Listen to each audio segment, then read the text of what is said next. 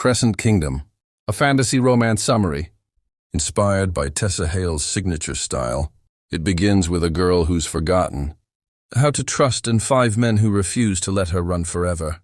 Wren didn't ask to be powerful, she didn't want the magic that burned beneath her skin, or the wolf instincts that haunted her every move. What she wanted was to disappear, blend into the background of Crescent Creek, a quiet mountain town tucked between forgotten forests and colder memories.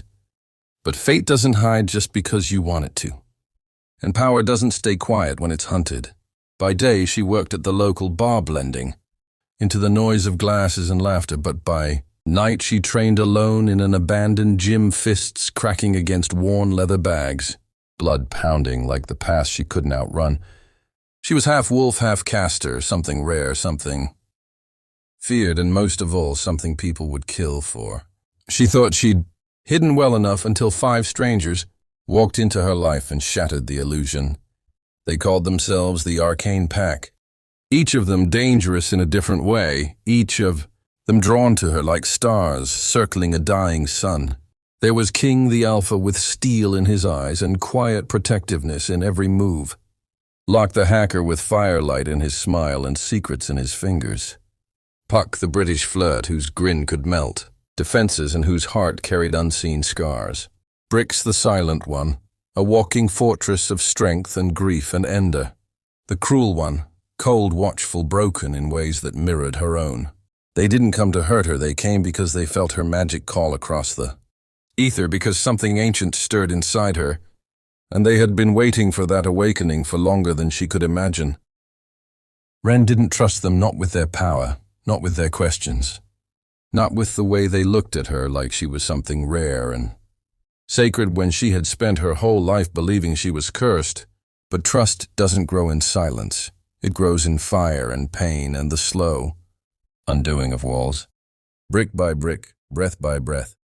When she's attacked one night by shifter mercenaries hired by someone who knows what she is, the Arcane Pack saves her and she's left with a choice. Run again or face what's hunting her. She chooses to stay. Living among them is like sleeping beside loaded guns, dangerous and inevitable. Her magic starts to respond to theirs. Her wolf begins to stir from the cage. She kept it in, and the dreams return too, dreams of fire and moons and a kingdom of shadows whispering her name. The Crescent Kingdom isn't just a legend, it's a forgotten realm sealed away centuries ago. A place where casters and wolves once ruled side by side until betrayal ripped their world apart. The kingdom calls to her, through visions, through ancient symbols hidden in the pack. Its mansion, and through a prophecy none of them want to believe. The lost queen of the Crescent Kingdom will return born of magic and rage, carried by blood and bound by 5. Wren is the girl in the prophecy, and the 5 men who found her aren't just protectors, they're bound to her by soul magic, something none of them understand, and all of them fear, because bonds this deep blur the line between power and desire, and what begins as protection quickly becomes something far more dangerous. Romance blooms, but not like a fairy tale. It's jagged, messy, real. Locke kisses like he's drowning.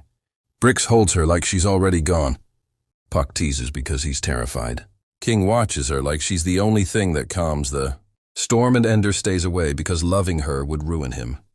But Wren isn't the only one awakening. The enemy she ran from her entire life wasn't it just her past, it was her father, a cruel alpha, who experimented on his own daughter to control her. Gifts, who believed power should be taken, not earned. Now he's risen again, building an army of corrupted wolves, twisted casters and rogue shifters with one goal: breach the Crescent Gate and claim the throne for himself. To stop him, Wren must embrace her power, all of it, including the side of herself that terrifies her the most. The caster who can tear dimensions with a thought, the wolf who was born to rule. Together with the pack, she sets out to find the keys to the Crescent Gate, ancient relics hidden in sacred places guarded by creatures that test not only her strength, but her heart. They face trials that pull them apart, illusions that twist their love into fear, and truths that shatter the fragile trust they built. Each man must confront what binds him to her and what he's willing to sacrifice.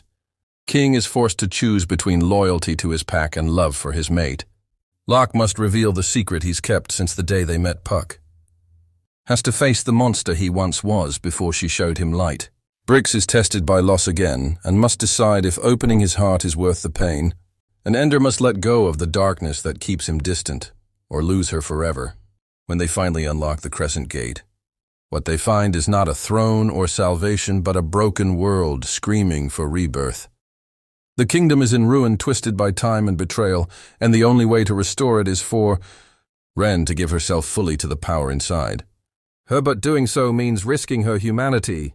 In the final battle, the Arcane Pack stands against her father's forces, outnumbered and surrounded. Wren unleashes her magic, the sky cracks. The earth trembles and her voice carries across dimensions, not as a girl who ran but as a queen who chose. She doesn't win by destroying everything, she wins by rebuilding. Her father falls not to death but to justice. Bound in the very chains he once used on her, his empire collapses and the Crescent Kingdom begins to heal. In the aftermath, Wren stands at the center of it all, not alone, but surrounded by the 5 who became her heart. Not just lovers, but pieces of her soul, each of them scarred but stronger together. The bonds between them no longer a mystery, but a choice. The story doesn't end with a kiss or a crown, it ends with a promise that no matter what comes next, they'll face it as one. Because Crescent Kingdom wasn't just a prophecy. It was home, and Wren isn't running anymore. Let me know if you'd like the Bengali version of this summary or want a YouTube thumbnail design and description to go with it.